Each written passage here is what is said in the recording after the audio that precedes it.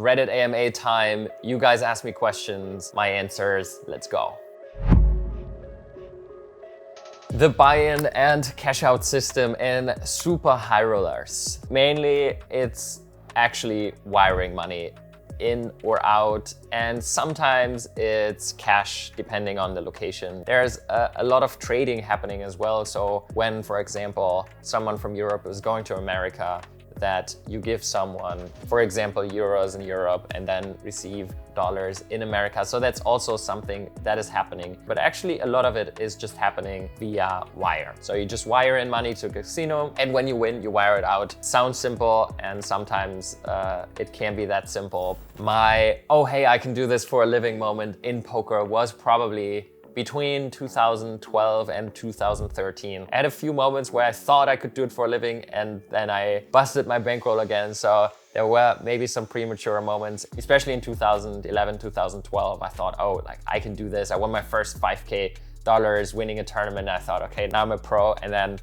busted my bankroll again, or lost a lot of it back. I would say in 2013 was the first time where I consistently started winning money. I had a 6-digit bankroll. I was winning on almost all stakes, or I think all stakes online. Started to just see results over and over again. I would say that was my, oh hey, I think I'm doing this well moment. My top 3 players I don't want to see at my table with a big stack are: number 1, probably Artur Martirosyan, Russian, very aggressive player. He's smart aggressive though. It's not this stupid aggressivity. He really understands where to put under pressure, but he can be really difficult when he has a big stack. He definitely doesn't shy away from playing a huge pot. My number 2 would be Michael Adamo. He tuned it down a bit. He's less aggressive nowadays. He was very, very much on the gas. He's still looking to win pots and fights wherever he can. So he can be really tough, especially when it's big stack against big stack. And my 3rd pick would be Stephen Chitwick. Also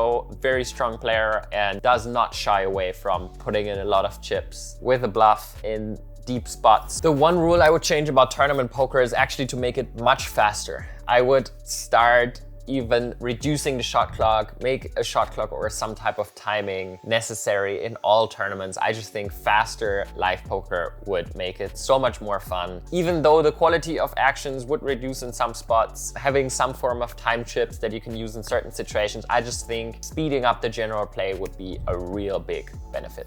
After I stopped playing poker in 2016, what brought me back to the game? I would say that Corona was a big driver. I did not play a lot of poker from 2017 to 2020. Sitting at home during COVID, poker online was booming. The games were really, really great. The traffic was insane. Big 10Ks, big 25Ks. So that definitely brought me back and reignited the competitive spirit.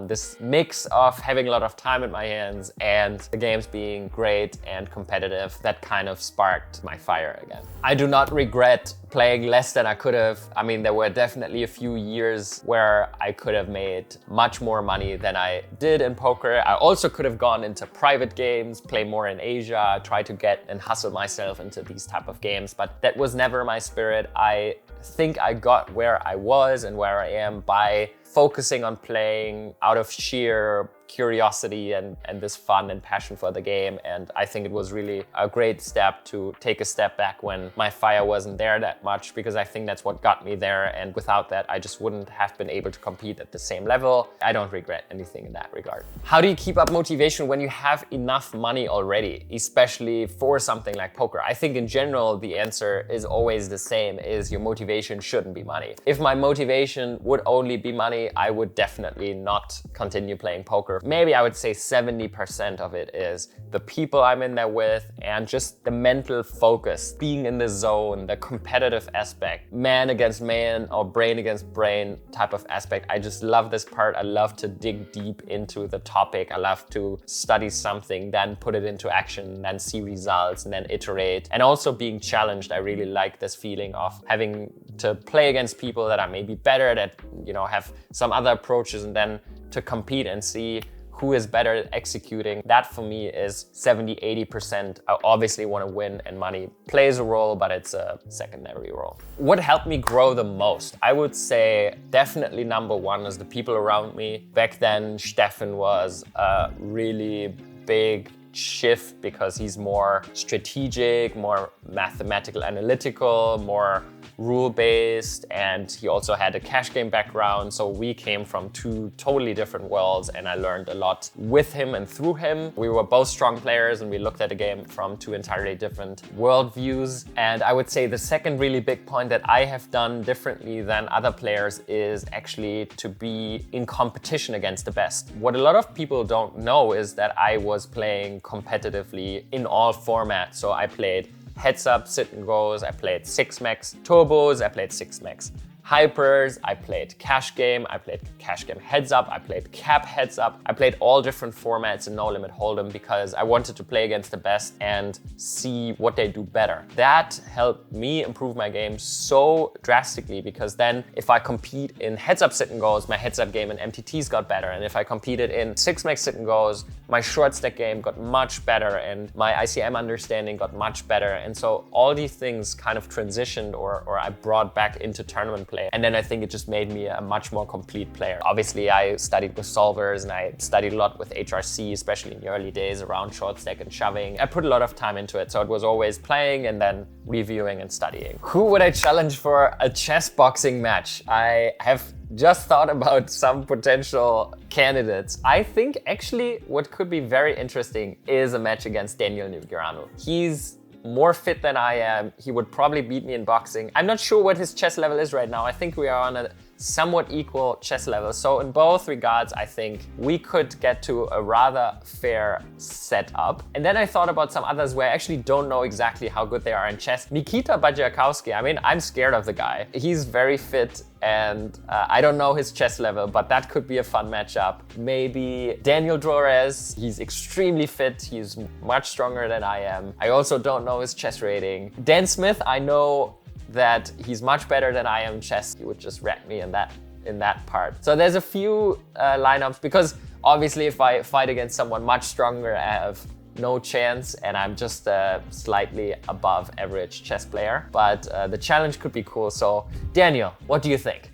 How has poker impacted my mental health? I would say that it has impacted it very positively. Mainly around risk and how I deal with bad beats in life when things don't go so well. I'm more calm, I'm more relaxed, I'm more balanced in general. I also think it was very important for me to do work with emotions, not necessarily to bottle them up, but to talk about them, to be aware of how I feel, to express it in certain ways. So I think poker is not only about keeping everything in, because then you implode at some point. You're just not going to be very happy with that approach. I think everyone gets to that point at some point, especially when you want to compete on high stakes. I think it is very important to be in touch with your emotions. When it's game time, you take them a step back, you are competing, but off the tables, I think it's important to have a good support system, a good partnership maybe, people you can talk with about your feelings. And I think I'm at a point now where I feel I got so much out of poker because I was challenged in that way, and emotionally I made a lot of progress in that regard. So I'm very happy about what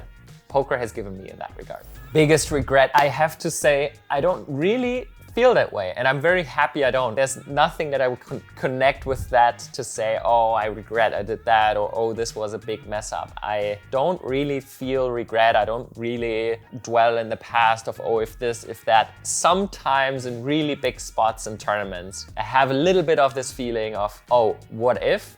But it disappears in a few seconds. I remember when I came 25th in the main, I had a bit of this, like, oh, what if I made the final table? And even afterwards, a few weeks after, I was, oh, what if I would have made it? I could have invited my family and I would have made the final table in the main event. But I don't really feel like I regret or dwell in the past at all. So I'm really happy, actually. I don't know how it is for others, but I'm happy I don't. Legacy. So I don't really care about legacy in the way of, oh, how do people think about or talk about me in 100 years, or is there a statue of me or a university named after me? It's really more near term, where how does someone talk about me? How am I being remembered after a meeting, for example, or by friends or people that I engage with, or business partners? How trustworthy I am, how respectful I am, how honest they perceive me. Things like that are really important to me. Not only how they perceive me, but also how did I feel I showed up? Do I feel like I was honest, and did I represent it in a way that